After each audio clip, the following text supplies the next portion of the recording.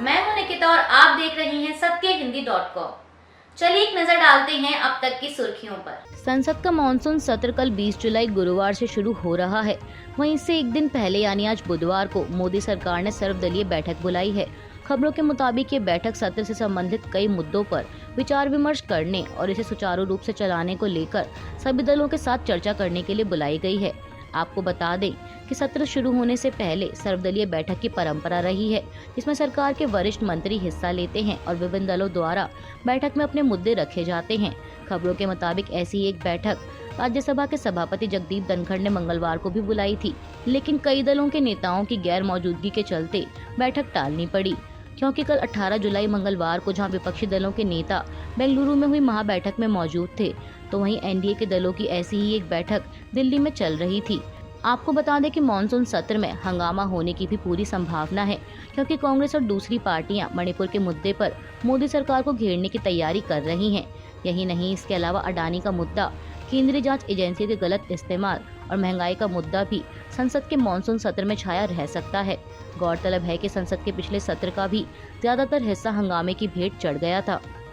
असदुद्दीन ओवैसी की party AIMIM ने कल मंगलवार को बेंगलुरु में हुई विपक्षी दलों की बैठक को लेकर विपक्ष पर हमला बोला है।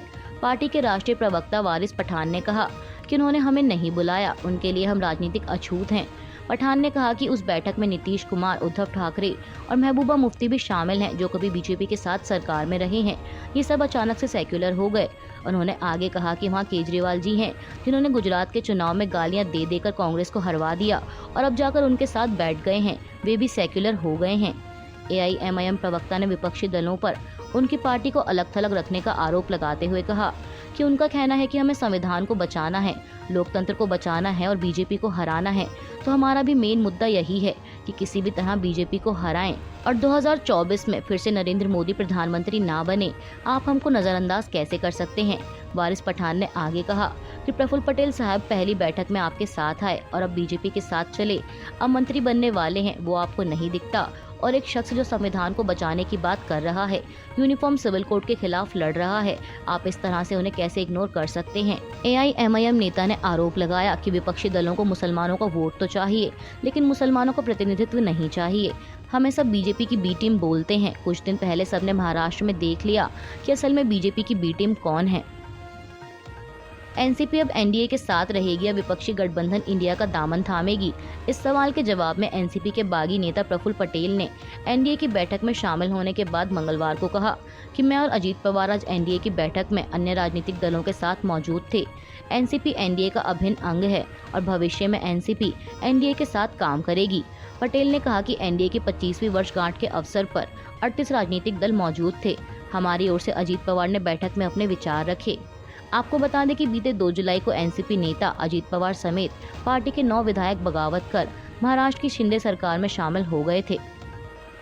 कल मंगलवार को ही एनडीए की बैठक में 38 राजनीतिक दल शामिल हुए।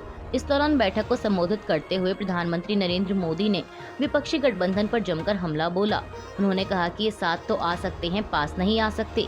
केरल में लेफ्ट और कांग्रेस एक दूसरे के खून के प्यासे हैं, लेकिन बेंगलुरु में हाथ पकड़कर हंस रहे हैं। बंगाल में लेफ्ट और तृणमूल कांग्रेस आमने सामने हैं, लेकिन बेंगलुरु में साथ खड़े हैं। जनता जानती है कि ये मिशन नहीं, मजबूरियां हैं। इन्हें अपने कार्यकर्ताओं की भी चिंता नहीं है। पीएम मोदी ने कहा कि केंद्र की योजनाओं के लिए मुझे कई बार विपक्षी नेताओं को चिट्ठियां लिखनी पड़ती हैं, लेकिन ये अपनी राजनीति के लिए लोगों के बारे में नहीं सोचते। जब गठबंधन परिवारवाद का हो, क्षेत्रवाद को ध्यान में रखकर किया गया हो, तो वह देश का बहुत नुकसान करता है। दिल्ली में हुई एनडीए की बैठक में पीएम मोदी ने आगे कहा कि मेरे शरीर का हर कण, मेरे जीवन का हर क्षण देश को समर्पित है। भरोसा दिलाता हूं कि एनडीए के तीसरे टर्म में देश की इकोनॉमी दुनिया के तीसरे नंबर पर होगी। विपक्षी गठबंधन के नए नाम इंडिया के ऐलान के बाद से ही कांग्रेस समेत अन्य विपक्षी दल बीजेपी पर लगातार हमलावर हैं। इसी कड़ी में अब कांग्रेस प्रवक्ता सुप्रिया श्रीनेत ने ट्वीट कर बीजेपी के ट्विटर हैंडल प्रोफाइल का स्क्रीनशॉट शेयर किया, जिसमें @BJP फॉर इंडिया लिखा है। इसके साथ ही कांग्रेस प्रवक्ता ने लिखा कि ये फ्रॉड इंडिया को ऑब्जेक्ट कर रहे हैं। इतना ही नहीं, सुप्रिया श्रीनेत ने एक न्यूज चैनल से बातचीत के दौरान ये भी कहा कि जिनको इंडिया से दिक्कत है वो पाकिस्तान चले जाएं। उन्होंने आगे कहा कि सोशल मीडिया पर इंडिया क्यों लिखा, startup India, skill India, digital India, खेलो इंडिया के नारे क्यों दिए।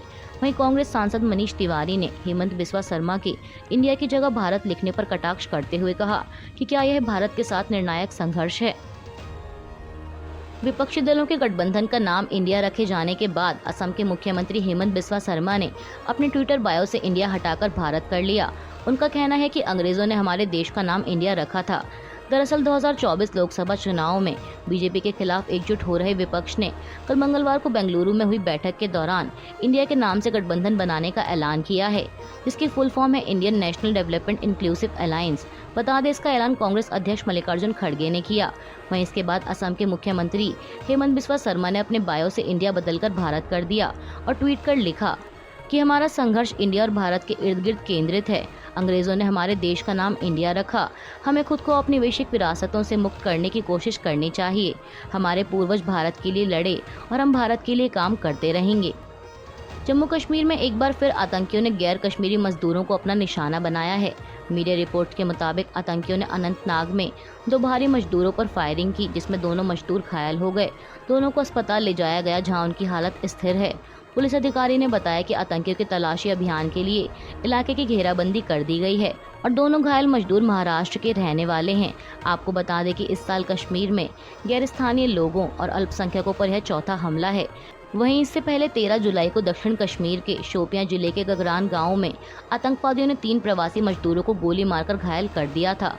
आतंकियों की कायराना हरकत के बीच सुरक्षा बलों का भी ऑपरेशन त्रिनेत्र जारी है। कल मंगलवार को ही जम्मू कश्मीर के पुंछ जिले में सुरक्षा बलों ने मुठभेड़ में 4 पाकिस्तानी आतंकवादियों को ढेर कर दिया।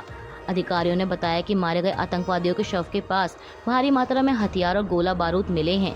इनमें 4 चीन में बने AK असॉल्ट राइफल और 2 पाकिस्तानी चीन वाले पिस्तौल शामिल हैं।